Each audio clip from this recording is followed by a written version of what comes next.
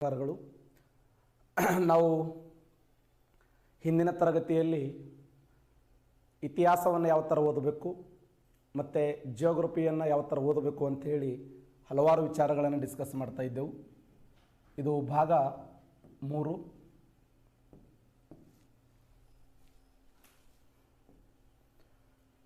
ನಾನು ನಿನ್ನೆ ಕರ್ನಾಟಕದ ಜಿಯೋಗ್ರಫಿಯನ್ನು ಓದುವಂಥ ಸಂದರ್ಭದಲ್ಲಿ ಯಾವ ಥರ ಅದನ್ನು ನಾವು ಮನನ ಮಾಡ್ಕೋಬೇಕು ಮತ್ತು ನೋಟ್ಸ್ ಮಾಡ್ಕೋಬೇಕು ಅಂಥೇಳಿ ಅದರ ಬಗ್ಗೆ ಡಿಸ್ಕಸ್ ಮಾಡಿದ್ದೆ. ಕರ್ನಾಟಕ ಜಿಯೋಗ್ರಫಿಯ ಮೇಲೆ 5 ಪ್ರಶ್ನೆಗಳು, ಆದರೆ ಇನ್ನು ಇಂಡಿಯನ್ ಜಿಯೋಗ್ರಫಿಯ ಮೇಲೆ 4 ಪ್ರಶ್ನೆಗಳು. ಹಾಗಾದರೆ ಭಾರತದ ಭೂಗೋಳಶಾಸ್ತ್ರದ ಮೇಲೆ ಯಾವ್ಯಾವ ಚಾಪ್ಟರ್ಗಳಲ್ಲಿ ಹೈಯೆಸ್ಟ್ ಪ್ರಶ್ನೆಗಳನ್ನು ಕೇಳಿದ್ದು ಇಲ್ಲಿಯವರೆಗೆ?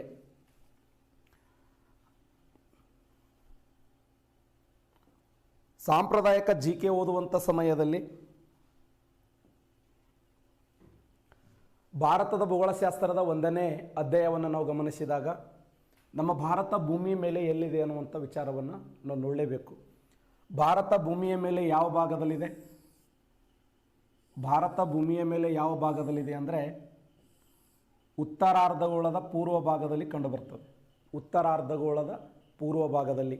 ಉತ್ತರಾರ್ಧಗೋಳದ ಪೂರ್ವ ಭಾಗದಲ್ಲಿ ಭಾರತ ದೇಶ ಇದ್ದು ಯಾವ್ಯಾವ ಅಕ್ಷಾಂಶಗಳ ಮಧ್ಯೆ ಹಂಚಿಕೆಯಾಗಿದೆ ಅಂದರೆ 8.4 ಉತ್ತರ ಅಕ್ಷಾಂಶದಿಂದ 37.6 ಉತ್ತರ ಅಕ್ಷಾಂಶಗಳ ಮಧ್ಯದಲ್ಲಿ ಭಾರತ ಕಂಡುಬರುತ್ತದೆ. ಭಾರತ ದೇಶವನ್ನು ಇಂಡಿಯಾ ಅಂತ ಕರೆದವರು ಯಾರು? ಭಾರತವನ್ನು ಇಂಡಿಯಾ ಎಂದು ಕರೆದವರು ಯಾರು ಅಂತಂದರೆ ಭಾರತವನ್ನು ಇಂಡಿಯಾ ಎಂದು ಕರೆದವರು ಗ್ರೀಕರು. ಭಾರತವನ್ನು ಹಿಂದೂಸ್ತಾನ್ ಅಂತ ಕರೆದವರು ಯಾರು? ಭಾರತವನ್ನು ಹಿಂದೂಸ್ತಾನ್ ಅಂತ ಕರೆದವರು ಫರ್ಷಿಯನ್ನರು. ಭಾರತವನ್ನು ಹಿಂದೂಸ್ತಾನ್ ಅಂತ ಕರೀತಾರೆ. ಇಂಡಿಯಾ ಎಂದು ಕರೆದವರು ಗ್ರೀಕರಾದರೆ ಹಿಂದೂಸ್ತಾನ್ ಅಂತ ಕರೆದವರು ಯಾರಂದರೆ ಪರ್ಷಿಯನ್ನರು. Very very important. ಇಂಥ ಒಂದು ಭಾರತ ದೇಶ, ನನ್ನ ವಾಯ್ಸ್ ಕೇಳಿಸ್ತಾ ಇದೆಯಾ?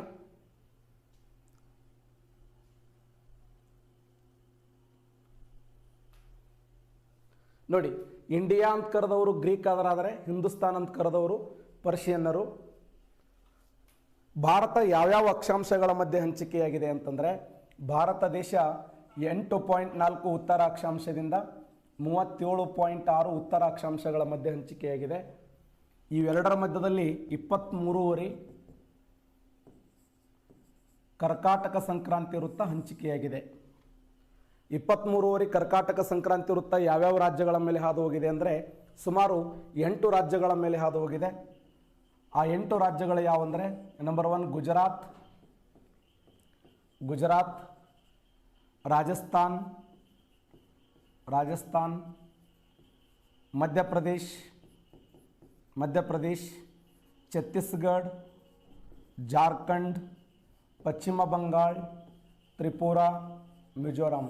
8 ರಾಜ್ಯಗಳ ಮೇಲೆ ಹಾದು ಹೋಗಿದೆ. ಹಾಗಾದರೆ 23 ಉತ್ತರಾಕ್ಷಾಂಶ ಭಾರತದ 8 ರಾಜ್ಯಗಳ ಮೇಲೆ ಹಾದು ಹೋದರೆ ಏಷ್ಯಾ ಖಂಡದ ಟೋಟಲ್ ಎಷ್ಟು ರಾಜ್ಯಗಳು ಅಂತಂದರೆ ಏಷ್ಯಾ ಖಂಡದ ಎಷ್ಟು ದೇಶಗಳು ಅಂತಂದರೆ ಏಷ್ಯಾ ಖಂಡದ 8 ದೇಶಗಳ ಮೇಲೆ ಹಾದು ಹೋಗಿದೆ. ಆ ದೇಶಗಳು OBMTC ಬಸ್. ಈ ಥರ ಟ್ರಿಕ್ಕನ್ನು ಯೂಸ್ ಮಾಡ್ಕೊಳ್ಳಿ. OBMTC bus Oman, Bangla, Myanmar, Thailand, ಚೀನಾ, ಭಾರತ, UAE ಮತ್ತು ಸೌದಿ ಅರೇಬಿಯಾ. ಇದು ಥೈಲ್ಯಾಂಡ್ ಅಲ್ಲ, ತೈವಾನ್. ನೋಡಿ, ತೈವಾನ್. OBMTC bus. ಸ್ನೇಹಿತರೆ, ಇಂಡಿಯನ್ ಜಿಯೋಗ್ರಫಿಯಲ್ಲಿ 1ನೇ ಚಾಪ್ಟರ್ದಲ್ಲಿ ಭಾರತದ ವಿಸ್ತೀರ್ಣ ಏನಿದೆ, ಎಷ್ಟು ದೇಶಗಳೊಂದಿಗೆ ಭಾರತ ತನ್ನ ಭೂಗಡಿಯನ್ನು ಹಂಚಿಕೊಂಡಿದೆ, ಎಷ್ಟು ದೇಶಗಳೊಂದಿಗೆ ಭಾರತ ತನ್ನ ಜಲಗಡಿಯನ್ನು ಹಂಚಿಕೊಂಡಿದೆ, ಈ ಥರ ಪ್ರಶ್ನೆಗಳನ್ನು ಕೇಳ್ತಾ ಬರ್ತಾನೆ. ಭಾರತ ದೇಶ ಸುಮಾರು 7 ದೇಶಗಳೊಂದಿಗೆ ಭೂಗಡಿಯನ್ನು ಹಂಚಿಕೊಂಡಿದೆ, 7 ದೇಶಗಳೊಂದಿಗೆ ಜಲಗಡಿಯನ್ನು ಹಂಚಿಕೊಂಡಿದೆ. ಭೂಗಡಿ ಮತ್ತು ಜಲಗಡಿ ಎರಡನ್ನು ಹಂಚಿಕೊಂಡಂಥ ದೇಶಗಳ ಸಂಖ್ಯೆ 3. ಇವುಗಳನ್ನೆಲ್ಲ ಓದ್ಕೊಡ್ರಿ. ಅತಿ ಹೆಚ್ಚು. ಹಾಗಾದರೆ 3 ದೇಶಗಳು ಯಾವುವು? 3 ದೇಶಗಳು ಯಾವುವಂದರೆ ಒಂದು ಪಾಕಿಸ್ತಾನ್, 2 ಬಾಂಗ್ಲಾದೇಶ್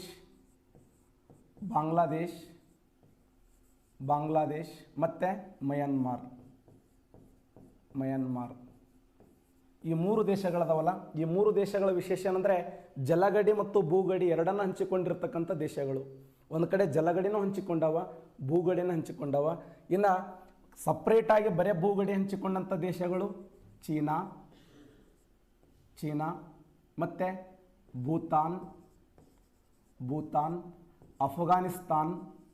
ಅಫ್ಘಾನಿಸ್ತಾನ್ ಮತ್ತು ನೇಪಾಳ್.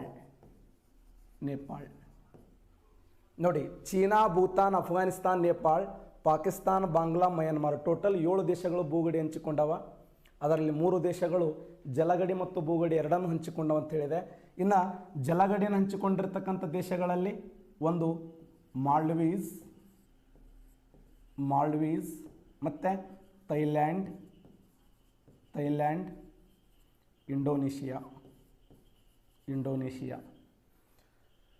Indonesia, Thailand, Maldives, Myanmar, Bangla, Pakistan. ಇವು ಜಲಗಡಿನೂ ಹಂಚಿಕೊಂಡವ, ಇವು ಭೂಗಡಿನೂ ಹಂಚಿಕೊಂಡವ. ಜಲಗಡಿ ಭೂಗಡಿ ಎರಡನ್ನು ಹಂಚಿಕೊಂಡಂಥ ದೇಶಗಳು ಪಾಕಿಸ್ತಾನ್, ಬಾಂಗ್ಲಾದೇಶ್, ಮಯನ್ಮಾರ್. ಸಾಕಷ್ಟು ಬಾರಿ ಎಕ್ಸಾಮ್ ಕೇಳಿದ್ದಾನೆ. ಭಾರತದಿಂದ ಮಾಲ್ಡೀವ್ಸನ್ನು ಬೇರ್ಪಡಿಸುವಂಥ ಚಾನಲ್ ಯಾವುದಂತ ಕೇಳಿದ್ದಾನೆ. ಯಾವ ಚಾನಲ್? 8 degree channel. ಸ್ವಲ್ಪ ಇದು ಇಂಡಿಯನ್ ಜಿಯೋಗ್ರಫಿ ಓದುವಂಥ ಸಮಯದಲ್ಲಿ ಸಾಕಷ್ಟು ನೀವು ಅವಧಾನವನ್ನು ಕೇಂದ್ರೀಕರಿಸಿ ಅವುಗಳ ನೀಟಾಗಿ ಪರ್ಫೆಕ್ಟಾಗಿ ಓದುವಂಥ ಪ್ರಯತ್ನವನ್ನು ಮಾಡಿದಿರಿ ಅಂತಂದರೆ ಎಲ್ಲಿ ಮಾರ್ಕ್ಸ್ ಕೂಡ ಮಿಸ್ ಆಗಲ್ಲ. ಚಾನಲ್ಗಳ ಮೇಲೆ ಕ್ವಶನ್ ಕೇಳ್ತಾನೆ. ಈಗ 8 degree channel, 9 degree channel, 10 degree channel ಹೇಳಿ. 8 ಡಿಗ್ರಿ ಚಾನಲ್ ಲಕ್ಷದ್ವೀಪ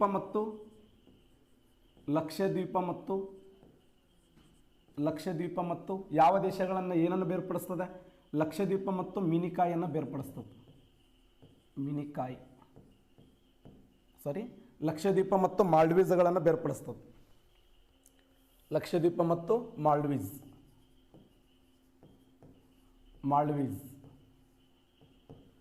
ಹಾಗಾದ್ರೆ 9 ಡಿಗ್ರಿ ಚಾನಲ್ ಲಕ್ಷದ್ವೀಪ ಮತ್ತು ಮಿನಿಕಾಯನ್ನು ಬೇರ್ಪಡಿಸ್ತದೆ.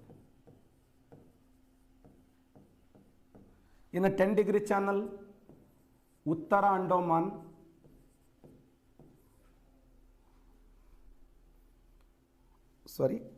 ಮತ್ತು ನಿಕೋಬಾರ್ಗಳನ್ನು ಬೇರ್ಪಡಿಸ್ತದೆ. 10 ಡಿಗ್ರಿ ಚಾನಲ್ ಅಂಡೋಮಾನ್ ಮತ್ತು ನಿಕೋಬಾರ್. ಡೆಕ್ಕನ್ ಪ್ಯಾಸೇಜ್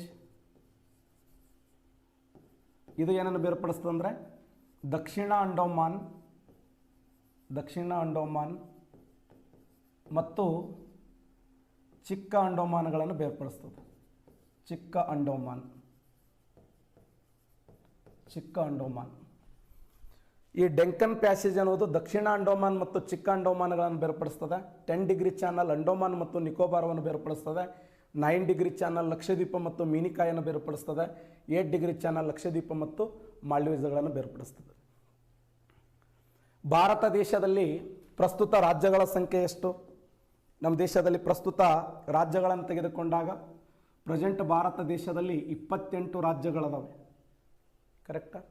8 ಕೇಂದ್ರಾಡಳಿತ ಪ್ರದೇಶಗಳದಾವೆ. ಒಂದು ದೆಹಲಿಯನ್ನು 1992 ಫೆಬ್ರವರಿ 2ರಂದು ಸಂವಿಧಾನದ 69ನೇ ತಿದ್ದುಪಡಿಯ ಮೂಲಕ ದೆಹಲಿಯನ್ನು ಭಾರತದ ರಾಜಧಾನಿ ಎಂದು ಘೋಷಣೆ ಮಾಡಲಾಗಿದೆ. ದೆಹಲಿಯನ್ನು ಸಂವಿಧಾನದ 69ನೇ ತಿದ್ದುಪಡಿ 1992ರಲ್ಲಿ ದೆಹಲಿ ದೇಶದ ರಾಜಧಾನಿ ಎಂದು ಘೋಷಣೆ ಮಾಡಲಾಗಿದೆ. ಪ್ರಸ್ತುತ ಭಾರತ ದೇಶದಲ್ಲಿ 28 ರಾಜ್ಯಗಳದಾವೆ, 8 ಕೇಂದ್ರಾಡಳಿತ ಪ್ರದೇಶಗಳದಾವೆ. ಆ್ಯಕ್ಚುಲಿ 29 ರಾಜ್ಯಗಳಿದ್ದು 2019ರಲ್ಲಿ ಯಾವಾಗ ಆಗಸ್ಟ್ 5ರಂದು ಜಮ್ಮು ಮತ್ತು ಕಾಶ್ಮೀರವನ್ನು ಇಬ್ಬಾಗ ಮಾಡಿ ಜಮ್ಮು ಕಾಶ್ಮೀರ ಮತ್ತು ಲಡಾಖ್ ಅಂಥೇಳಿ ಕೇಂದ್ರಾಡಳಿತ ಪ್ರದೇಶಗಳನ್ನು ಮಾಡಿದರು. ಆ ಸಮಯದಲ್ಲಿ 29 ರಾಜ್ಯಗಳಿದ್ದು 28 ರಾಜ್ಯಗಳಾದವು. ಆ 8 ಕೇಂದ್ರಾಡಳಿತ ಪ್ರದೇಶಗಳಲ್ಲಿ 4 ಕೇಂದ್ರಾಡಳಿತ ಪ್ರದೇಶಗಳು ಜಲಗಡಿಯನ್ನು ಹಂಚಿಕೊಂಡಿವೆ, 4 ಕೇಂದ್ರಾಡಳಿತ ಪ್ರದೇಶಗಳು ಭೂಗಡಿಯನ್ನು ಹಂಚಿಕೊಂಡವು. 28 ರಾಜ್ಯಗಳಲ್ಲಿ ದೇಶದ ಅತಿದೊಡ್ಡ ರಾಜ್ಯ ಅಂದರೆ ರಾಜಸ್ಥಾನ್. 342 239 3,42,239 ಚದರ ಕಿಲೋಮೀಟರ್ ವಿಸ್ತೀರ್ಣ ಹೊಂದಿದೆ.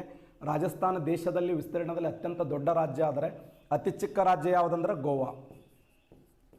ಗೋವಾದ ವಿಸ್ತೀರ್ಣ 3,702 ಚದರ ಕಿಲೋಮೀಟರ್ ಇದೆ. ಅತ್ಯಂತ ಚಿಕ್ಕ ರಾಜ್ಯ ಅಂದ್ರೆ ಗೋವಾ, ಅತ್ಯಂತ ದೊಡ್ಡ ರಾಜ್ಯ ಅಂದ್ರೆ ರಾಜಸ್ಥಾನ. ದೇಶದ ಅತಿ ದೊಡ್ಡ ರಾಜ್ಯ ಅಂದ್ರೆ ರಾಜಸ್ಥಾನ, ಅತ್ಯಂತ ಚಿಕ್ಕ ರಾಜ್ಯ ಅಂದ್ರೆ ಗೋವಾ. ಇವೆರಡರ ಮೇಲೆ ಕ್ವಶನ್ ಆಗಿವೆ ಭಾಳ ಸರಿ. ಅನುಕ್ರಮವಾಗಿ ನೆನಪಿಡ್ರಿ, ಅತ್ಯಂತ ದೊಡ್ಡ ರಾಜ್ಯಗಳು ಅಂದ್ರೆ ರಾಜಸ್ಥಾನ, 2ನೇ ರಾಜ್ಯ ಅಂದ್ರೆ ಮಧ್ಯಪ್ರದೇಶ, 3ನೇ ರಾಜ್ಯ ಅಂದ್ರೆ ಮಹಾರಾಷ್ಟ್ರ.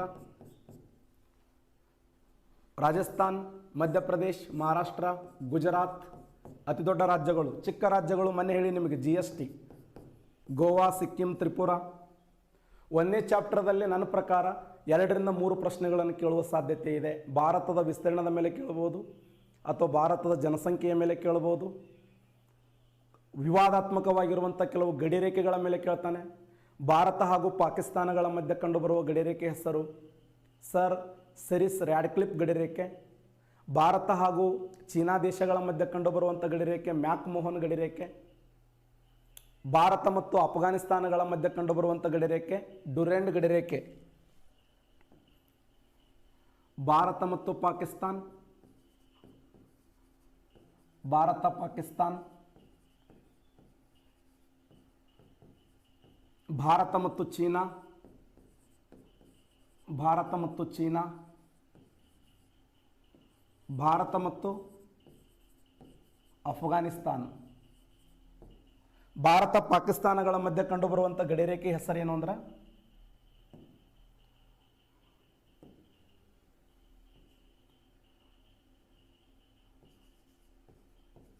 ರ್ಯಾಡ್ಕ್ಲಿಫ್ ಗಡಿರೇಖೆ ನೋಡಿ, ರ್ಯಾಡ್ಕ್ಲಿಫ್. ಭಾರತ ಚೀನಾ ದೇಶಗಳ ಮಧ್ಯೆ ಮ್ಯಾಕ್ ಮೋಹನ್, ಮ್ಯಾಕ್ ಮೋಹನ್ ಗಡಿರೇಖೆ. ಭಾರತ ಅಫ್ಘಾನಿಸ್ತಾನಗಳ ಮಧ್ಯೆ ಡುರೆಂಡ್ ಗಡಿರೇಖೆ. ಇವು ವಿಶೇಷವಾಗಿರುವಂಥ ಗಡಿರೇಖೆಗಳು. ಭಾರತ ಪಾಕಿಸ್ತಾನಗಳ ಮಧ್ಯೆ, ಭಾರತ ಚೀನಾಗಳ ಮಧ್ಯೆ, ಭಾರತ ಅಫ್ಘಾನಿಸ್ತಾನಗಳ ಮಧ್ಯೆ ಕಂಡುಬರುವಂಥ ಪ್ರಮುಖವಾಗಿರುವ ಗಡಿರೇಖೆಗಳು ಅಂತೇಳಿ ಗುರುತಿಸ್ತೀವಿ.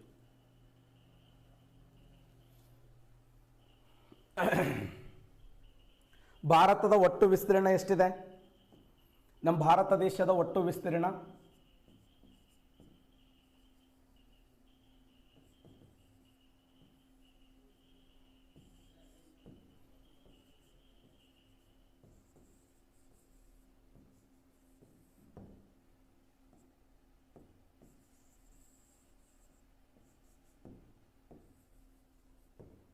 32,87,263 ಚದರ ಕಿಲೋಮೀಟರ್ ವಿಸ್ತೀರ್ಣ ಇದೆ.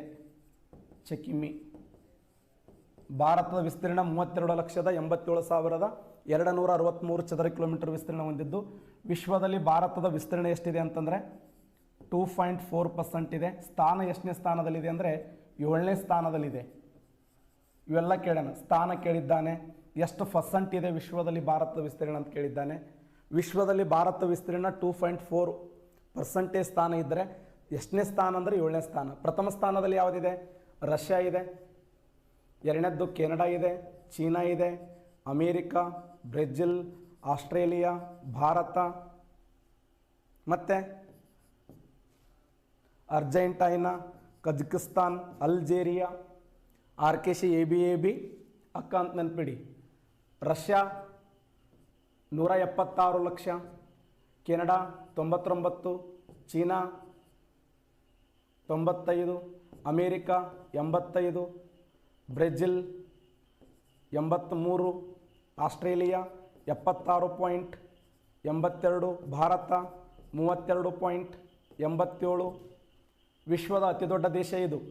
ರಷ್ಯಾ ದೊಡ್ಡ ದೇಶ, Canada, China, America, Brazil, Australia, Bharat, Argentina, Kazakhstan, Algeria ಕಂಡುಬಂದು ಆಫ್ರಿಕಾ ಖಂಡದಲ್ಲಿ ಕಂಡುಬರುತ್ತದೆ. ವಿಶ್ವದ ಅತಿ ದೊಡ್ಡ ದೇಶಗಳು, ಚಿಕ್ಕ ದೇಶ ಯಾವುದು?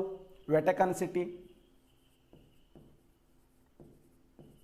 ಇಡೀ ಜಗತ್ತಿನ ಅತಿ ಚಿಕ್ಕ ದೇಶ ವ್ಯಾಟಿಕನ್ ಸಿಟಿ, 0.44 ಕಿಲೋಮೀಟರ್ ಸ್ಕ್ವೇರ್ ಇದೆ. ಜಗತ್ತಿನ ಅತ್ಯಂತ ಚಿಕ್ಕದಾಗಿರುವಂಥ ದೇಶ ಅಂದ್ರೆ ವ್ಯಾಟಿಕನ್ ಸಿಟಿ. ಇದು 0.44 ಕಿಲೋಮೀಟರ್ ಸ್ಕ್ವೇರ್, ಅತ್ಯಂತ ಚಿಕ್ಕದಾಗಿರುವಂಥ ಜಗತ್ತಿನ ದೇಶ ಅಂತೇಳಿ ಗುರುತಿಸ್ತೀವಿ ಇದನ್ನು. ಈ ಥರ ನೀಟಾಗಿ ಒಂದೇ ಕಡೆ ನೋಟ್ಸ್ ಮಾಡ್ಕೊಳ್ಳಿ. ಇಂಡಿಯನ್ ಜಿಯೋಗ್ರಫಿಯ ಮೇಲೆ 1ನೇ ಚಾಪ್ಟರ್ ಮೇಲೆ 2 ರಿಂದ 3 ಕ್ವಶನ್ ಗ್ಯಾರಂಟಿ ಕೇಳ್ತಾನೆ, ಅಥವಾ ಎರಡಂತರೂ ಫಿಕ್ಸ್ ಕ್ವಶನ್. ಇಂಡಿಯನ್ 1ನೇ ಈ ಚಾಪ್ಟರ್ ಅಂದರೆ ಜನಸಂಖ್ಯೆ ಮೇಲೆ ಕ್ವಶನ್ ಕೇಳಿದ್ದಾನೆ. 2011ರ ಜನಗಣತಿ ದೇಶದ 15ನೇ ಜನಗಣತಿಯಾಗಿದ್ದು 16 ಭಾಷೆಗಳಲ್ಲಿ ಸಂಗ್ರಹ ಮಾಡಲಾಗಿದೆ. ಇನ್ನು 2022ರ ಜನಗಣತಿ ಇನ್ನೂ ಮಾಡಬೇಕಿದೆ. ಕೊರೋನಾ ಇದ್ದ ಸಲುವಾಗಿ ಸ್ಪಷ್ಟವಾಗಿ ಆ ಥರ ಮಾಡೋಕ್ಕಾಗಿಲ್ಲ ಇವತ್ತಿಗೂ. ಆದರೂ ವಿಶ್ವದ ಜನಸಂಖ್ಯೆಯಲ್ಲಿ ಪ್ರಥಮ ದೇಶ ಅಂದರೆ ಇವತ್ತು ಭಾರತ ದೇಶ. ಇಡೀ ವಿಶ್ವದಲ್ಲಿ ಚೀನಾ ದೇಶವನ್ನು ಹಿಂದಿಕ್ಕಿ ಭಾರತ ದೇಶ ಪ್ರಥಮ ಸ್ಥಾನದಲ್ಲಿ ಬಂದಿದೆ. ಒಂದು ಅಂದಾಜಿನ ಪ್ರಕಾರ 142 ಕೋಟಿ ಜನಸಂಖ್ಯೆ. ಆದರೆ 2011ರ ಜನಗಣತಿಯ ಪ್ರಕಾರ 121 ಕೋಟಿ 1,93,422 ಜನಸಂಖ್ಯೆ. ಅಂದು ಜನಸಂಖ್ಯೆ 2ನೇ ಸ್ಥಾನದಲ್ಲಿತ್ತು, ಚೀನಾ ಫಸ್ಟ್ ಇತ್ತು.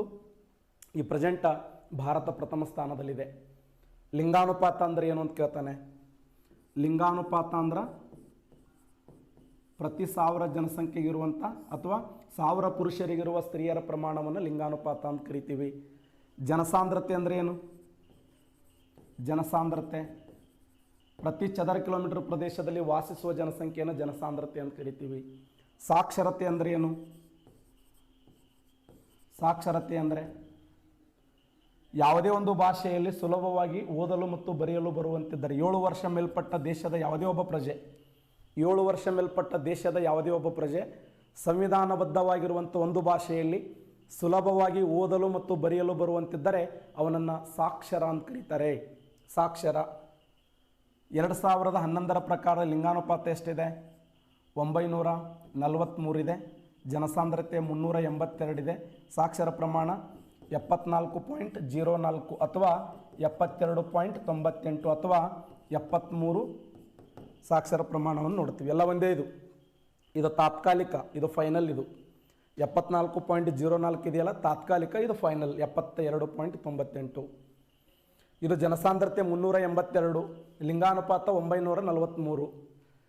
ಅಂಕಿ ಸಂಖ್ಯೆಗಳನ್ನು ಕರೆಕ್ಟಾಗಿ ಗೌರ್ಮೆಂಟ್ ಪುಸ್ತಕಗಳಲ್ಲಿರುವಂಥ ಮಾಹಿತಿ, ನಾನು ಬರೆದಂಥ ಬಹುತೇಕ ಭೂಗೋಳ ಸಂಜೀವನಿ ಪುಸ್ತಕ ಇದೆಯಲ್ಲ ಎಲ್ಲವೂ ಕೂಡ 5ನೇ ಎಡಿಷನ್ ಬಂದಿದೆ. ಪ್ರೆಸೆಂಟ್ ಮಾರ್ಕೆಟದಲ್ಲಿ 5ನೇ ಎಡಿಷನ್ ಇದೆ.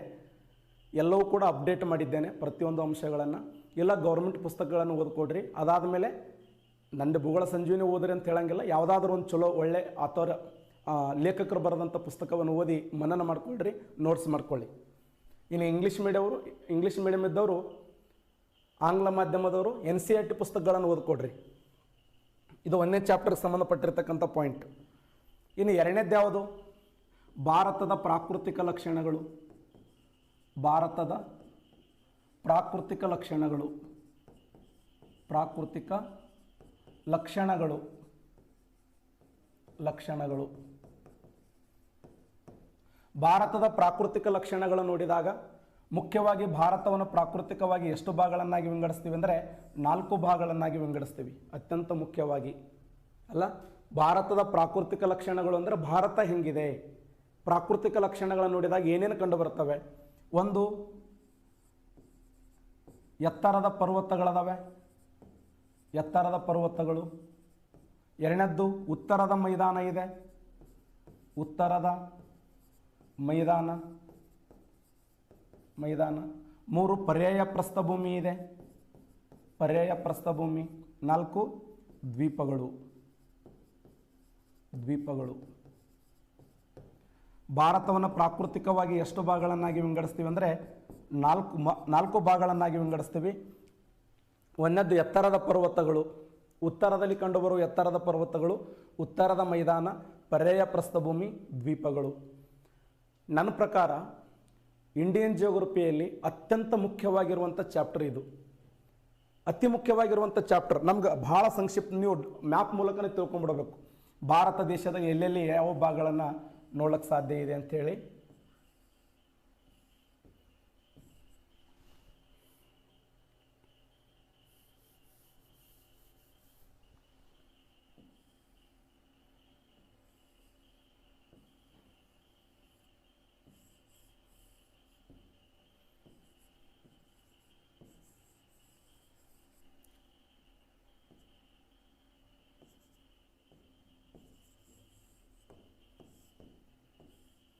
ಭಾರತ ದೇಶವನ್ನು ಪ್ರಾಕೃತಿಕವಾಗಿ ನೋಡಿದಾಗ ಇದು ನೋಡಿ, ಇದಾದಲ್ಲ ಕಾರಾಕೋರಂ ಶ್ರೇಣಿ. ಕಾರಾಕೋರಂ ಶ್ರೇಣಿ ನಂಬರ್ 2.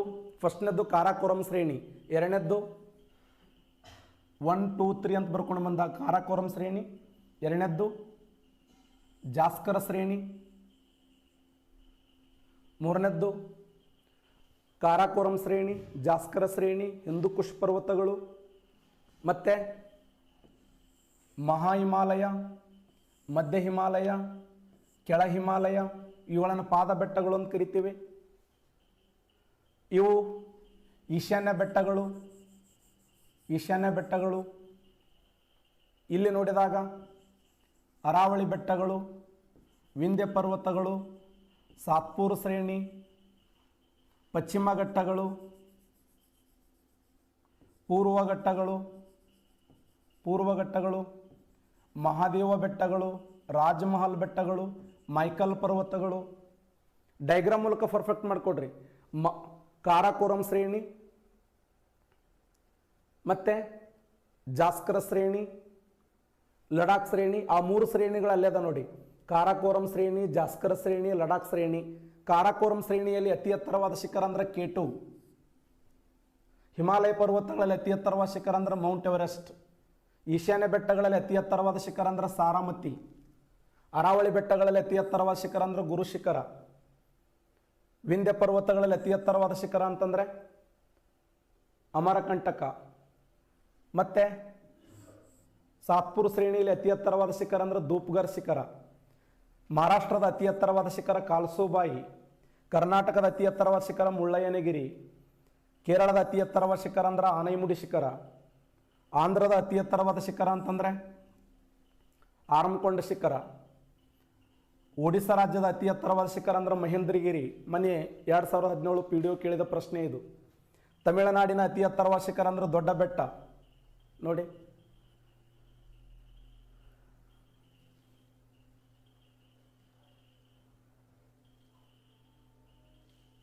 ಇದು ನೋಡಿದ ತಕ್ಷಣ ನಾವು ಈಜಿಯಾಗಿ ಗುರುತಿಸ್ಬೋದು.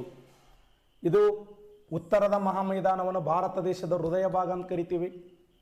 ಇಲ್ಲಿ ಅದಲ್ಲ, ಇದು ಮಾಳ್ವ ಪ್ರಸ್ಥಭೂಮಿ, ಇದು ಛೋಟಾ ನಾಗ್ಪುರ್ ಪ್ರಸ್ಥಭೂಮಿ, ಇದು ಮಹಾರಾಷ್ಟ್ರದಲ್ಲಿ ಮಹಾರಾಷ್ಟ್ರ ಪ್ರಸ್ಥಭೂಮಿ, ಆಂಧ್ರದಲ್ಲಿ ತೆಲಂಗಾಣ ಪ್ರಸ್ಥಭೂಮಿ, ಕರ್ನಾಟಕದಲ್ಲಿ ಮೈಸೂರು ಪ್ರಸ್ಥಭೂಮಿ.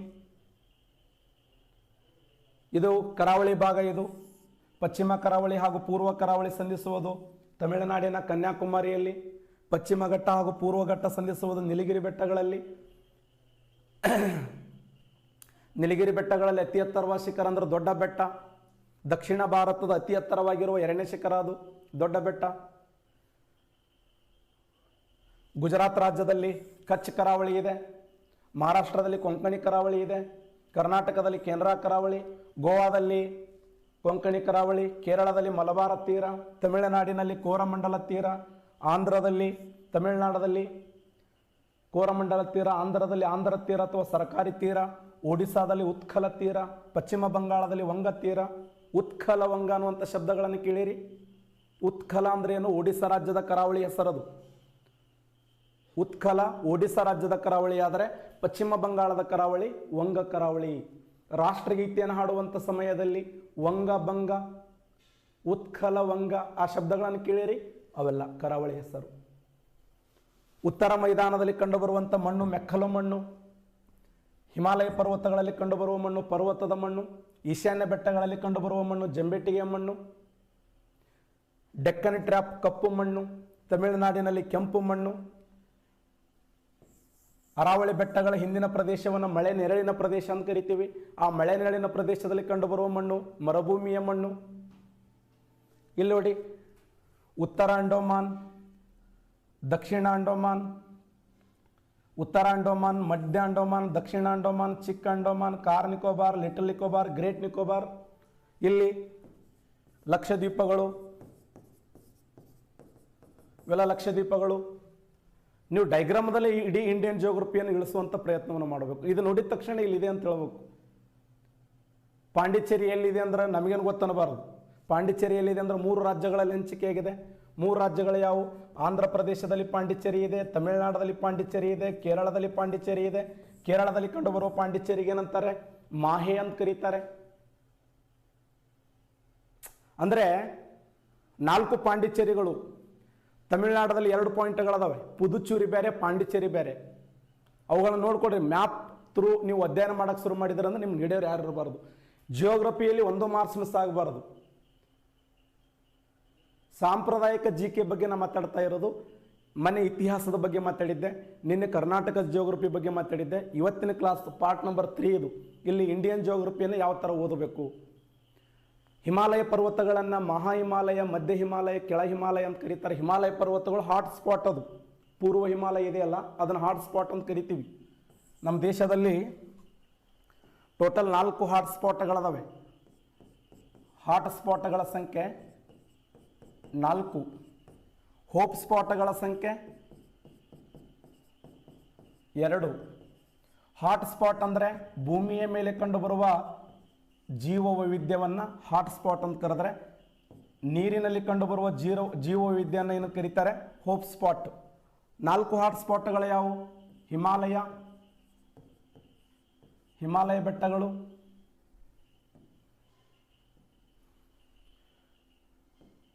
ಮತ್ತು ಇಂಡೋ ಬರ್ಮಾ ಬೆಟ್ಟಗಳು,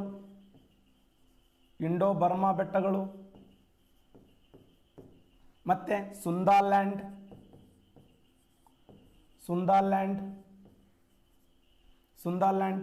ಪಶ್ಚಿಮ ಘಟ್ಟಗಳು. ಇವು ಭಾರತ ದೇಶದ 4 ಹಾಟ್ ಸ್ಪಾಟ್ಗಳು. ಭಾರತ ದೇಶದ 2 ಹೋಪ್ ಸ್ಪಾಟ್ಗಳು ಯಾವ ಅಂತಂದರೆ, ಒಂದು ಲಕ್ಷದ್ವೀಪ, ಇನ್ನೊಂದು ಅಂಡೋಮಾನ್ ಮತ್ತು ನಿಕೋಬಾರ್. ಇವೆರಡು hope spot. 4 hot spot, 2 hope spot. Lakshadweep, Andaman, Nicobar hope spot ಆದರೆ, ಹಿಮಾಲಯ ಪರ್ವತಗಳು, ಇಂಡೋ ಬರ್ಮಾ ಬೆಟ್ಟಗಳು, ಸುಂದಾಲ್ಯಾಂಡ್, ಪಶ್ಚಿಮ ಘಟ್ಟಗಳು 4 ಹಾಟ್ ಸ್ಪಾಟ್ಗಳು. ಯಾಕೆ ಅವುಗಳನ್ನು ಹಾಟ್ ಸ್ಪಾಟ್ ಅಂತ ಕರೆದ್ರು, ಯಾಕೆ ಇವುಗಳನ್ನು ಹೋಪ್ ಸ್ಪಾಟ್ ಅಂತ ಕರೆದ್ರು, ಇವನ್ನೇ ಯಾಕೆ ಆಯ್ಕೆ ಮಾಡ್ಕೊಂಡ್ರಂದ್ರೆ ಅಷ್ಟು ಅದ್ಭುತವಾಗಿರುವಂಥ ಶಕ್ತಿ ಇವುಗಳಲ್ಲಿ ಅದ. ನಮ್ಮ ದೇಶದಲ್ಲಿ ಟೋಟಲ್ 18 ಬಯೋಸ್ಫಿಯರ್ ರಿಸರ್ವ್ಗಳದಾವೆ. ಜೈವಿಕ ಸಂರಕ್ಷಣಾ ತಾಣಗಳು ಬೇರೆ, ಬಯೋಸ್ಫಿಯರ್ ರಿಸರ್ವ್ ಅಂತ ಕರೀತಾರೆ. ಹಿಮಾಚಲ ಪ್ರದೇಶದಲ್ಲಿ ಶೀತಲ ಮರುಭೂಮಿ, ಕರೆಕ್ಟಾ? ಉತ್ತರಾಖಂಡದಲ್ಲಿ ನಂದಾದೇವಿ, ಸಿಕ್ಕಿಂ ರಾಜ್ಯದಲ್ಲಿ ಕಾಂಚನಜುಂಗ, ಅಸ್ಸಾಂ ರಾಜ್ಯದಲ್ಲಿ ಸೈಕೋಸ್,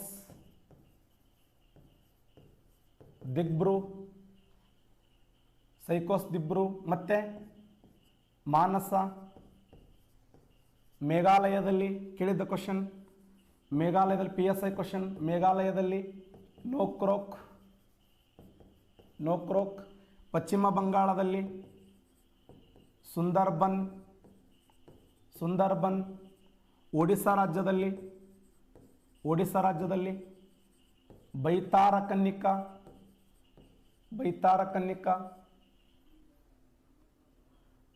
ಒಡಿಸ್ಸಾ ರಾಜ್ಯದಲ್ಲಿ ಬೈತಾರಕನ್ನಿಕಾ. ತಮಿಳುನಾಡಿನಲ್ಲಿ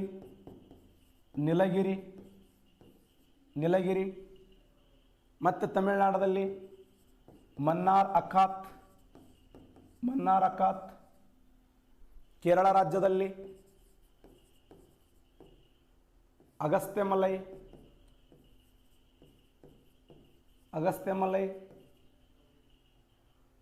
ಮಧ್ಯಪ್ರದೇಶದಲ್ಲಿ ಪನ್ನಾ, ಪಾಚುಮರಿ. ಪನ್ನಾ ಮತ್ತು ಪಾಚುಮರಿ. ಛತ್ತೀಸ್ಗಢದಲ್ಲಿ ಅಮರಕಂಟಕ ಗುಜರಾತ್ ರಾಜ್ಯದಲ್ಲಿ,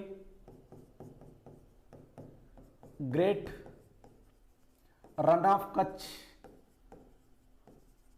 ಗ್ರೇಟ್ ರನ್ ಆಫ್ ಕಚ್, ಅಂಡೋಮಾನ್ ನಿಕೋಬಾರದಲ್ಲಿ ಗ್ರೇಟ್ ನಿಕೋಬಾರ್, ನಿಕೋಬಾರ್, ಆಂಧ್ರ ಪ್ರದೇಶದಲ್ಲಿ ಶೇಷಾಚಲಂ. ಇವುಗಳನ್ನು ಪರ್ಫೆಕ್ಟ್ ಮಾಡ್ಕೊಳ್ಳಿ. ಇಂಡಿಯನ್ ಜಿಯೋಗ್ರಫಿಯಲ್ಲಿ ಇಂಥವು ಕ್ವಶನ್ ಕೇಳ್ತಾನೆ. ರಾಷ್ಟ್ರೀಯ ಉದ್ಯಾನವನಗಳು, ಭಾರತ ದೇಶದಲ್ಲಿ ಕಂಡುಬರುವಂಥ ಅರಣ್ಯದ ವಲಯಗಳು, ರಾಷ್ಟ್ರೀಯ ಉದ್ಯಾನವನಗಳು. ನಮ್ಮ ದೇಶದಿಂದ ಟೋಟಲ್ 6 ರಾಷ್ಟ್ರೀಯ ಉದ್ಯಾನವನಗಳು ವಿಶ್ವ ಪಾರಂಪರಿಕ ಪಟ್ಟಿಗೆ ಸೇರಿದೆ. ಇವುಗಳ ಮೇಲೆ ಕ್ವಶನ್ ಕೇಳ್ಯಾನ. 6 ರಾಷ್ಟ್ರೀಯ ಉದ್ಯಾನವನಗಳು: ನಂದಾದೇವಿ ರಾಷ್ಟ್ರೀಯ ಉದ್ಯಾನವನ, ಉತ್ತರಾಖಂಡ, ಗ್ರೇಟ್ ಹಿಮಾಲಯ ರಾಷ್ಟ್ರೀಯ ಉದ್ಯಾನವನ, ಗ್ರೇಟ್ ಹಿಮಾಲಯ, ಹಿಮಾಚಲ ಪ್ರದೇಶ್, ಸುಂದರ್ಬನ್ ರಾಷ್ಟ್ರೀಯ ಉದ್ಯಾನವನ, ಸುಂದರ್ಬನ್, ಪಶ್ಚಿಮ ಬಂಗಾಳ, ಮತ್ತು ರಾಜಸ್ಥಾನದಲ್ಲಿ ಭರತಪುರ ಪಕ್ಷಿಧಾಮ, ರಾಜಸ್ಥಾನ್, ಮತ್ತು ಮಾನಸ, ಅಸ್ಸಾಂ, ಮಾನಸ ಅಸ್ಸಾಂ, ಕಾಂಚನಜುಂಗ, ಕಾಂಚನಜುಂಗ ಅಸ್ಸಾಂ. ನಿತ್ಯ ಹರಿದ್ವರ್ಣ ಕಾಡುಗಳ ಮೇಲೆ ಜಾಸ್ತಿ ಪ್ರಶ್ನೆ ಕೇಳ್ತಾ ನೋಡಿ. ಎವರ್ ಗ್ರೀನ್ ಫಾರೆಸ್ಟ್ ಇದೆಯಲ್ಲ, ಈ ನಿತ್ಯ ಹರಿದ್ವರ್ಣ ಕಾಡುಗಳ ಮೇಲೆ ಜಾಸ್ತಿ ಪ್ರಶ್ನೆಗಳನ್ನು ಕೇಳುವ ಸಾಧ್ಯತೆ ಇದೆ.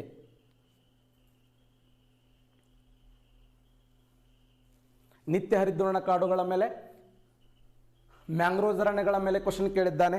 ಮ್ಯಾಂಗ್ರೋವ್ಸ್ ಅರಣ್ಯಗಳು ಭಾರತ ದೇಶದಲ್ಲಿ ಪಶ್ಚಿಮ ಬಂಗಾಳದ ಸುಂದರ್ಬನ್,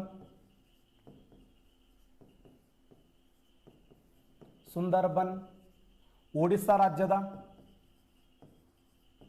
ಬೈತಾರಕನ್ನಿಕ,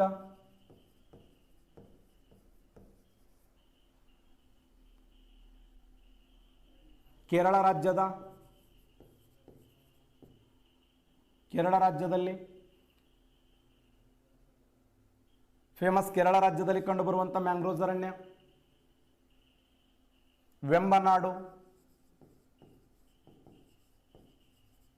ವೆಂಬನಾಡು ಕೇರಳ ರಾಜ್ಯದಲ್ಲಿ. ಕರ್ನಾಟಕ ರಾಜ್ಯದಲ್ಲಿ ಕುಂದಾಪುರ, ಉಡುಪಿ ಜಿಲ್ಲೆಯ ಕುಂದಾಪುರ, ಮಹಾರಾಷ್ಟ್ರದ ರತ್ನಾಗಿರಿ, ಗುಜರಾತ್ ರಾಜ್ಯದ ರನ್ ಆಫ್ ಕಚ್. ಇಲ್ಲಿ ದೇಶದ ಏಕೈಕ ಕತ್ತೆಧಾಮ ಕಂಡುಬರುತ್ತದೆ ಗುಜರಾತ್ ರಾಜ್ಯದ ರನ್ ಆಫ್ ಕಚ್ದಲ್ಲಿ. ಮ್ಯಾಂಗ್ರೋವ್ಸ್ ಅರಣ್ಯದಿಂದ ಬಳಕೆ ಮಾಡುವಂಥ ಕಟ್ಟಿಗೆಯನ್ನು ಬಳಸಿಕೊಂಡು ಏನು ಮಾಡ್ತಾರೆ, ಹಡಗನ್ನು ತಯಾರಿಸ್ತಾರೆ. ನಮ್ಮ ದೇಶದಲ್ಲಿ 5 ಪ್ರಮುಖವಾದ ಹಡಗು ಕಟ್ಟುವ ಕಾರ್ಖಾನೆಗಳಿದಾವೆ. ಭಾರತ ದೇಶದಲ್ಲಿ ಕಂಡುಬರುವ 5 ಹಡಗು ಕಟ್ಟುವ ಕಾರ್ಖಾನೆಗಳು, ದೇಶದಲ್ಲಿ ಕಂಡುಬರುವ 5 ಪ್ರಮುಖವಾದ ಹಡಗು ಕಟ್ಟುವ ಕಾರ್ಖಾನೆಗಳು: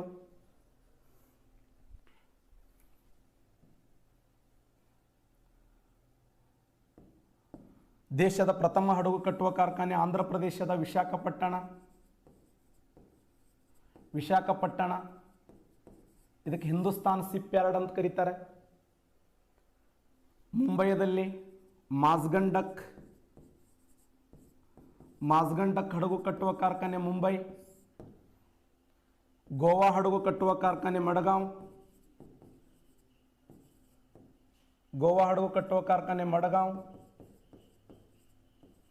ಕೊಚ್ಚಿನ್ ಹಡಗು ಕಟ್ಟುವ ಕಾರ್ಖಾನೆ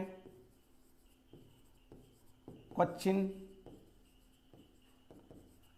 ಹಡಗು ಕಟ್ಟುವ ಕಾರ್ಖಾನೆ ಕೊಚ್ಚಿನ್. ಪಶ್ಚಿಮ ಬಂಗಾಳದಲ್ಲಿ ಗಾರ್ಡನ್ ರಿಚ್ ಹಡಗು ಕಟ್ಟುವ ಕಾರ್ಖಾನೆ ಕಲ್ಕತ್ತಾ. ಭಾರತ ದೇಶದಲ್ಲಿ ಹಡಗು ನಿರ್ಮಾಣ ಮಾಡಲು ಯಾವ ಕಟ್ಟಿಗೆಯನ್ನು ಬಳಸ್ತಾರೆ ಅಂದರೆ ಮ್ಯಾಂಗ್ರೋವ್ಸ್ ಅರಣ್ಯದ ಕಟ್ಟಿಗೆಯನ್ನು ಬಳಸ್ತಾರೆ. ಈ ಮ್ಯಾಂಗ್ರೋವ್ಸ್ ಅರಣ್ಯದ ಕಟ್ಟಿಗೆಯನ್ನು ಬಳಸಿಕೊಂಡು ಹಡಗುಗಳನ್ನು ತಯಾರು ಮಾಡ್ತಾರೆ. ನಮ್ಮ ದೇಶಕ್ಕೆ ಯುದ್ಧ ನೌಕೆಗಳನ್ನು ತಯಾರು ಮಾಡೋದಿದೆ. ಅತ್ಯಂತ ಹಳೆಯದಾದ ಹಡಗು ಕಟ್ಟುವ ಕಾರ್ಖಾನೆ ಅಂದರೆ ವಿಶಾಖಪಟ್ಟಣದಲ್ಲಿ ಕಂಡುಬರುವ ಮಾಜ್ಗನ್ ಡಕ್ ಹಡಗು ಕಟ್ಟುವ ಕಾರ್ಖಾನೆ.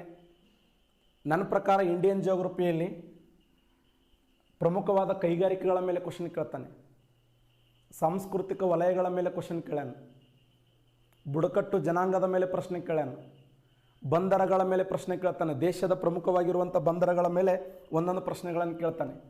ಕಾಂಡ್ಲಾ ಬಂದರ, ಮುಂಬೈ ಬಂದರ, ನವಸೇವಾ ಬಂದರ, ಒಂದೊಂದು ಲೈನ್ದಾಗ ಎಲ್ಲ ನೆನ್ಪಿಟ್ಬಿಡ್ಬೇಕು. ಮರ್ಮಗೋವಾ ಬಂದರ, ಮರ್ಮಗೋವಾ ಬಂದರ, ನವಮಂಗಳೂರು ಬಂದರ, ಕೊಚ್ಚಿನ್ ಬಂದರ, ಟುಟುಕೋರಿಯನ್ ಬಂದರ,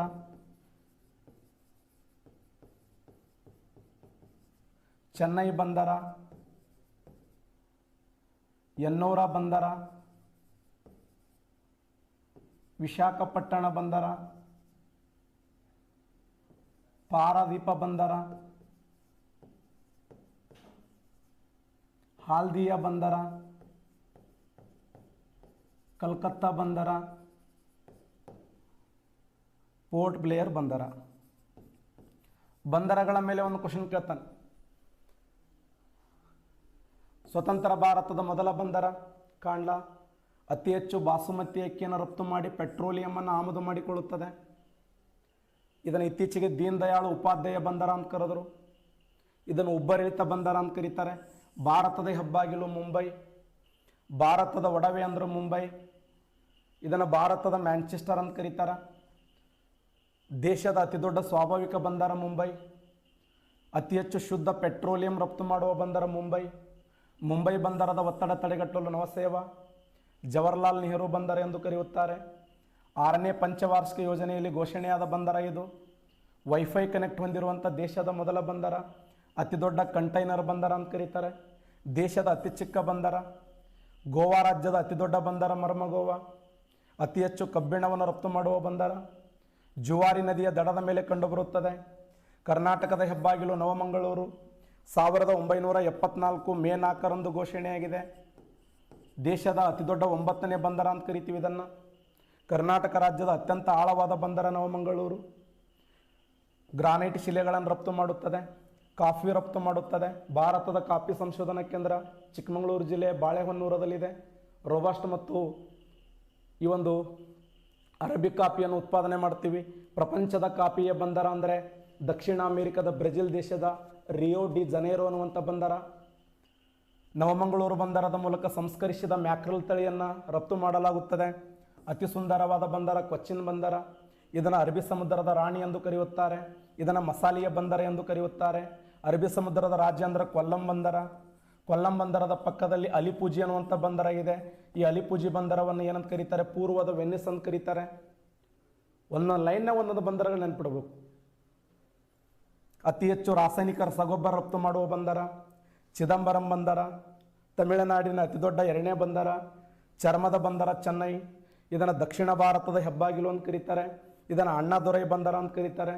ಭಾರತದ ಏಕೈಕ ಖಾಸಗಿ ಬಂದರ ಎನ್ನುವರ. ಇದನ್ನು ಕಾಮರಾಜ್ಯ ಬಂದರ ಎನ್ನುವರು. ದೇಶದ ಅತಿ ದೊಡ್ಡ 2ನೇ ಖಾಸಗಿ ಬಂದರ ಅಂದರೆ ಮಾಂದ್ರಾ ಬಂದರ ಗುಜರಾತ್ ರಾಜ್ಯದಲ್ಲಿದೆ. ಅದಾನಿಯವರ ಒಡೆತನದಲ್ಲಿ ಕಂಡುಬರುತ್ತದೆ. ಇದಕ್ಕೆ ICICI ಸಾಲ ಕೊಡ್ತದೆ.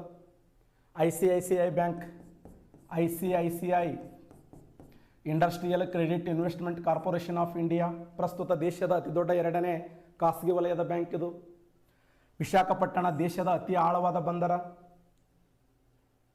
ಅದರ ಪಕ್ಕದಲ್ಲಿ ಗಂಗಾವರಂ ಬಂದರ ಇದೆ. ಚಿಕ್ಕ ಬಂದರಗಳಲ್ಲಿ ಅತ್ಯಂತ ಆಳವಾದ ಬಂದರ. ಪಾರದೀಪ ಸುವರ್ಣ ತ್ರಿಕೋನಾಕಾರದ ಬಂದರ ಅಂತ ಕರಿತೀವಿ. ಅತಿ ಹೆಚ್ಚು ಖನಿಜ ಸಂಪನ್ಮೂಲಗಳನ್ನು ರಫ್ತು ಮಾಡುವ ಬಂದರ. ಕಲ್ಕತ್ತಾ ಬಂದರವನ್ನು ಚಹಾದ ಬಂದರ ಅಂತ ಕರಿತೀವಿ. ಇದನ್ನು ಗೋಲ್ಡನ್ ಫೈಬರ್ ಬಂದರ. ಇತ್ತೀಚೆಗೆ ಇದನ್ನು ಶ್ಯಾಮ್ ಪ್ರಕಾಶ್ ಮುಖರ್ಜಿ ಬಂದರ ಎಂದು ನಾಮಕರಣ ಮಾಡಿದೆ ಕೇಂದ್ರ ಸರ್ಕಾರ. ಕಲ್ಕತ್ತಾ ಬಂದರದ ಒತ್ತಡ ತಡೆಗಟ್ಟಲು ಹಾಲ್ದಿಯಾ ಬಂದರ. ದೇಶದ ಏಕೈಕ ದ್ವೀಪ ಬಂದರ ಪೋರ್ಟ್ ಬ್ಲೇಯರ್ ದಕ್ಷಿಣ ಅಂಡೋಮಾನದಲ್ಲಿ ಕಂಡುಬರ್ತದೆ. ಪೋರ್ಟ್ ಬ್ಲೇಯರ್ ಬಂದರದ ಮೂಲಕ ಹೈಯೆಸ್ಟ್ ರಬ್ಬರ್ ರಫ್ತು ಮಾಡಲಾಗುತ್ತದೆ. ಓದ್ರಿ ಈ ಥರ ಒನ್ ಲೈನ್ದಾಗ ಒಂದೊಂದು ನೆನಪಿಡಬೇಕು. ನೀವು ಜಿಯೋಗ್ರಫಿ, ಹಿಸ್ಟ್ರಿ, ಎಕನಾಮಿಕ್ಸ್, ಸಂವಿಧಾನ ಒಂದು ಹಂತಕ್ಕೆ ಗ್ರಿಪ್ ಹಿಡಿದುಬಿಟ್ರಿ ಅಂತಂದರೆ ನಿಮ್ಮ ನಡೆಯೋರು ಯಾರೂ ಇಲ್ಲ. ನೀವೆಲ್ಲ ಮುಟ್ಟಿದ್ದೆಲ್ಲ ಬಂಗಾರೆ. ಇಲ್ಲ ಭಾಳ ಚೆನ್ನಾಗಿ ಓದೋರ ಜೊತೆ ಒಂದು ಡಿಸ್ಕಸ್ ಮಾಡಿರಿ. ದಿನಕ್ಕೊಂದು ತಾಸು ಡಿಸ್ಕಸ್ ಮಾಡೋದು, 5 ತಾಸು ಓದೋದು. ಸುಮ್ಮನೆ ಹೋಗಿ ಲೈಬ್ರರಿಗೆ ಕುಂದಿರೋದು, ಕೆಲವು ಕುರ್ಚಿ ಮುರ್ಕೊಂಡು ಹೋಗಿ ಕುಂದಿರ್ತಾರೆ ಚಂತನ, ಕೆಲಸ ಆಗಲ್ಲ ಬಿಡಲ್ಲ. ಡಿಸ್ಕಸ್ ಮಾಡಿರಿ, ಸ್ಮಾರ್ಟ್ ಸ್ಟಡಿ ಮಾಡಿರಿ. ಇದು ನೋಡಿರಿ, 2 ದಿನ ಓದಿರಿ ಮುಗಿಯಂಗಿಲ್ಲ, 2 ನಿಮಿಷನಾಗ ಹೇಳಿ ನಾನು ನಿಮಗೆ. ಇವು ಬಿಟ್ಟು ಕ್ವಶನ್ ಬೇರೆ ಕೇಳಂಗೇ ಇಲ್ಲ. ಇವು ಹೆಂಗೆ ಹೇಳ್ತೀರಿ ಸರ್ ಅಂದ್ರೆ, ಓಲ್ಡ್ ಕ್ವಶನ್ ಪೇಪರ್ ಮುಂದಿಡೋದು, ಇವುಗಳನ್ನು ಓದ್ಕೊಳ್ಳೋದು.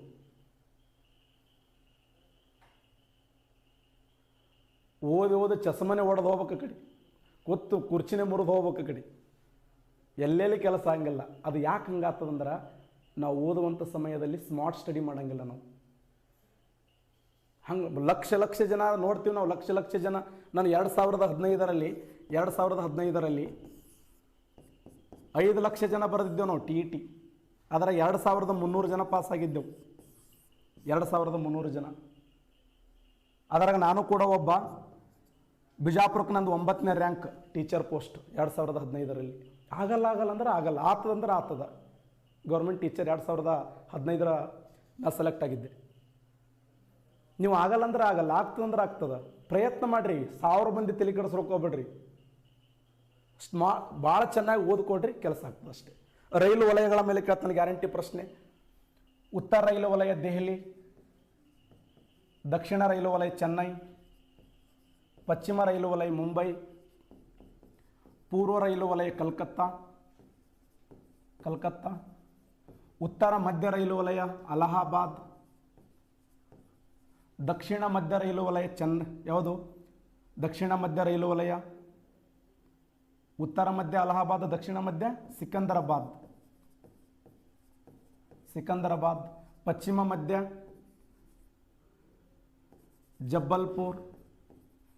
ಜಬ್ಬಲ್ಪುರ್, ಪೂರ್ವ ಮಧ್ಯ ಹಾಜಿಪುರ್, ಕೇಂದ್ರ ರೈಲು ವಲಯ ಮುಂಬೈ, ನೈಋತ್ಯ ರೈಲು ವಲಯ ಹುಬ್ಬಳ್ಳಿ, ವಾಯುವ್ಯ ರೈಲು ವಲಯ ಜೈಪುರ್, ಈಶಾನ್ಯ ರೈಲು ವಲಯ ಗೋರಖ್ಪುರ್, ಆಗ್ನೇಯ ಮಧ್ಯ ರೈಲು ವಲಯ ಕಲ್ಕತ್ತಾ, ಆಗ್ನೇಯ ಮಧ್ಯ ರೈಲು ವಲಯ ಬಿಲಾಸ್ಪುರ್, ದಕ್ಷಿಣ ಕರಾವಳಿ ರೈಲು ವಲಯ ವಿಶಾಖಪಟ್ಟಣ, ಪೂರ್ವ ಕರಾವಳಿ ರೈಲು ವಲಯ ಭುವನೇಶ್ವರ್, ಈಶಾನ್ಯ ಗಡಿ ಗೌಹಾತಿ, ಮೆಟ್ರೋ ರೈಲು ವಲಯ ಕಲ್ಕತ್ತಾ. ನೋಡಿ, ರೈಲು ನಿಗಮ ಅಂತಂದ್ರೆ 3 ರಾಜ್ಯಗಳಿಗೆ ಸಂಬಂಧಪಟ್ಟಿದೆ. ಆ 3 ರಾಜ್ಯಗಳು ಯಾವಂದ್ರೆ ಮಹಾರಾಷ್ಟ್ರ, ಗೋವಾ, ಕರ್ನಾಟಕ.